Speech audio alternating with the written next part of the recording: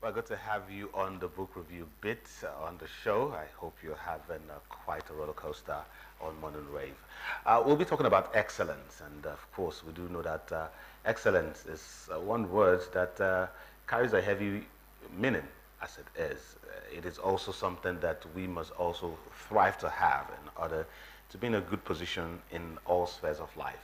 Talking about even on governance, wherever we walk, and what it is, especially as young people, because the future always belongs to us. Well, I do have this book with me called Walking the Pathway of Excellence, and yes, the author here is here with us this morning, Olajuwon Joseph Olumide. He's also a teacher and a poet. Good morning, Mr. Olumide. Good morning. Thank you very much for joining us anyway. If you don't mind, we calling you Olajuwon. Yes, going through the book, because when I picked it up at first, I thought it was going to be the usual aspire to inspire kind of, motivational words there. But lo and behold, it was something that you not only integrated, biblical verses, and of course, theological or clerics. You also use philosophers and those in the secular world. What was behind that? Was it to balance it so that anyone reading it will not mistaken it for one of those, theological materials? Actually, I've got to know one thing in my findings in life, that balance is something that is that hard for human beings, to attain. So in this modern world, through the historical times, we have experienced or we've read so many things about humanity, from the theological perspective and from the intellectual perspective, from the sociological perspective. But we could see that for us to live aright, we have an edge over all these people if we can learn from them. So I've noticed that there are so many people, they may be weak in a particular side and too extreme in another side. So in this modern world, having all these materials from the past, also even in the present, to leverage on, I noticed that we must, balance is something that is very hard.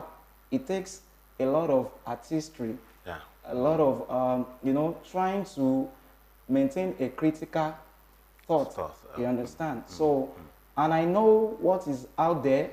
If you look at the word excellence itself, it's something that is not trying to work on cliche or treading the path of cliche. So you must always bring something new, even though there is nothing new under this heaven.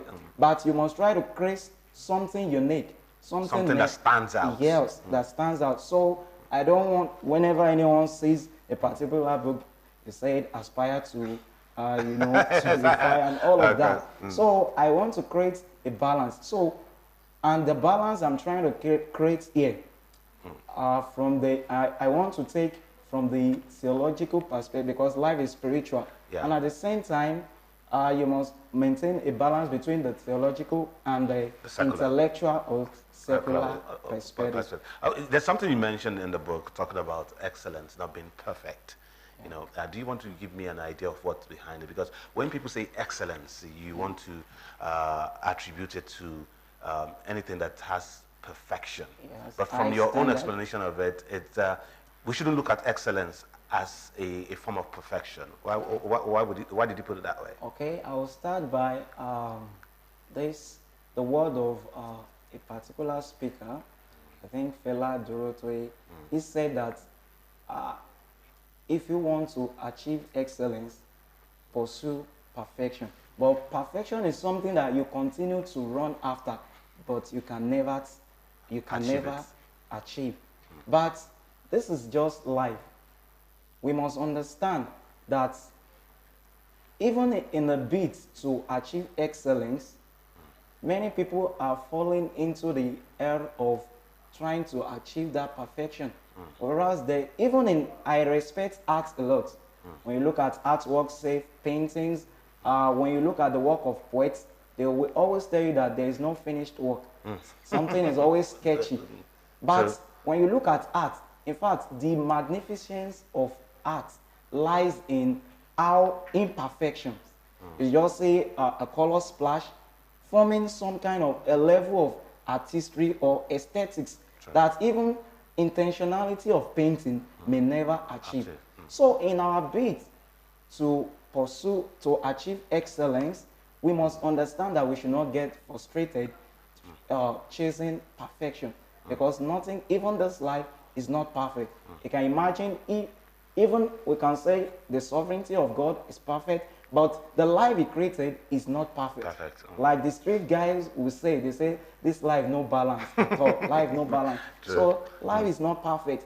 If life as a masterpiece of God that is being created for us is not perfect, so every human being that is a reflection of God can never be perfect. Okay. Another thing while we're in the book, which I feel that one of the questions that I even put out to ask you is about when you were gunning for or thriving for excellence, where do you put competition? Because a lot of people will feel that why I'm also gunning for excellence in whatever I do to stand out, to be unique, you know, shouldn't I, how do I avoid falling into that trap of, you know, competition, of not competing, and it becomes, because you made a reference in the book about some people in your department, mass communication, who were always looking for that honor to be top of the class, but at the end of the day, they couldn't even write anything, write a simple article, you know. You know, I mean, how do you put that side by side? Okay, excellence, competition. You know, there is this word of a philosopher. He say, "Man, know thyself." Now, when you understand yourself, you know there is something that you have inside of you. God has so made this human creature so unique that no matter how people, thousands of people that you think they are better than you, if you go into yourself deeply, you know, there is always something you have better than everybody in this world. You need to know that thing. You need to know that leverage. So when I talk about competition, now, excellence is not seeking to be better than others. According to Ernest Hemingway, he said there is nothing noble in being superior to any of your fellow man. He said true nobility is being superior to your former self. Not to others. Yes. I like that. So you know. when you understand that your life is a process and you are not working by any man's timetable, you understand? Like this new year that we have just entered into, success has different definitions to different sets of personalities. So when you know that, when you can understand the pace that you are working in life, and you know that what you used to be before, and you know that you are at every point in time, you're always better than who you were. You won't look at somebody that, oh, this person has gone ahead of me. You know. So the intent is that compete with yourself. Be better than what your former self. Yes. You know, your excellence should be on your own terms, not on any other body. Not on any. Well, that's hard to go by because in this climate, a lot of people are looking at, okay, my neighbor is doing quite well, the other person is not, and I have to compete. I hope that people will be able to just say, let me just run my own race rather than running other people's race. Another thing, one of those chapters that you put out there is these, when you were talking about how to, about excellence in organization and how to apply it in your daily life. You mentioned these. Is it the 7S framework? Yeah. Exactly. You know, that's something that stands out. I mean, how do you think people can apply that in their daily life? Because among them is strategy, structure, skills, and you know, how do you think people can apply that? In their life? All these skills, strategy, they are basic things, but we can also apply it in a, you know, this is 21st century. Yeah. We know that every human being is gifted with one talent or the other. So that is raw. So at the point of going, you know, to make money out of this, you need to evolve it into skills.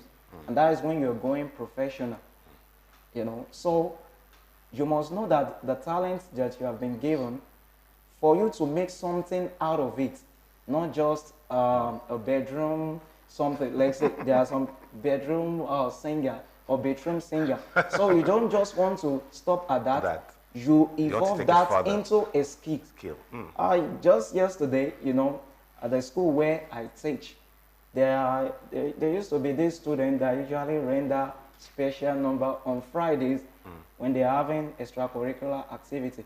But from last week, okay, we started these clubs because I want to use these clubs as an avenue to make them discover who they are. So this girl wants to sing. By the time I try to, you know, take her through the artistry of professional singing, she now notices the fact that all this while she has been singing, she's not been following timing beats. You understand? So skill, you must know that you must take your raw talent to, you know, a professional level that is developing skill in your personal life. And strategy, you don't just do things just you must have that strategy. You must strategize your life. To know that step by step. You know, you must have the big idea about your life. And for you to sell that big idea to the world, you need a strategy. Well, we are really out of time. I know we could go on and on if there's a chance of this. But then I just have to also warn a lot of people, because you put a caveat there that don't buy or accept this book as a gift if you end up not reading it. So please, if you're serious about knowing what the pathway of excellence is, you have to pick up this book. Just quickly mention, where can people get your book from?